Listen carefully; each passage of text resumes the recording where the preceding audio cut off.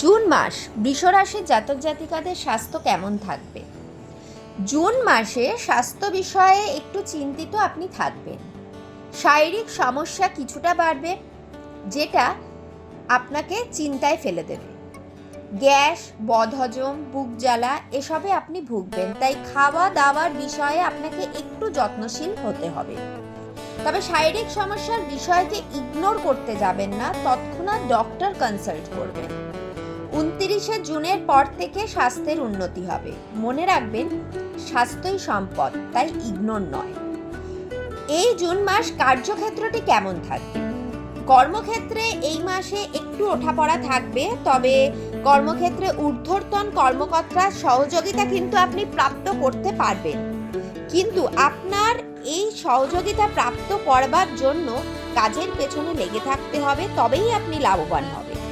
কিছু গুপ্ত শত্রুতা বা হঠাৎ করে আসা সমস্যা আপনাকে বিব্রত করে তুলবে। পরিশ্রম বেশ অনেকটাই থাকবে। 7ই জুনের পর থেকে সমস্যা কিছুটা বাড়বে। 29 জুনের পর বেশ কিছুটা রিলিফ আপনি পাবেন।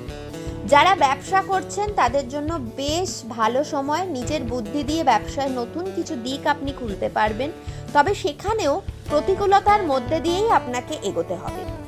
এই জুন মাসে আর্থিক পরিস্থিতি আপনার কেমন যাবে? আর্থিক বিষয়ে এই জুন মাস মধ্যম মানের। খরচের পরিমাণ ভালোই থাকবে। আনন্দ ও স্বচ্ছন্দ ভোগের জন্য খরচ হবে। খরচের বিষয়ে একটু সাবধানতা অবলম্বন আপনাকে করতে হবে। একের বেশি আয়ের সূত্র তৈরি হবে। কিছু পরিমাণ সম্পদও আপনার সঞ্চয় হবে। 6ই জুনের পর থেকে ধনপ্রাপ্তির যোগ বিদ্যমান। 29 জুনের পর থেকে খরচ বেশ কিছুটা নিয়ন্ত্রণে চলে আসবে। 22শে জুনের পর ধনপ্রাপ্তির জন্য নতুন কোনো বিষয় আপনি আলোচনা করবেন। এই জুন মাসে আপনার সম্পর্ক কেমন যাবে? সম্পর্ক যদি প্রেমের হয় তবে সেটি এই মাসে ঠিকঠাক থাকবে।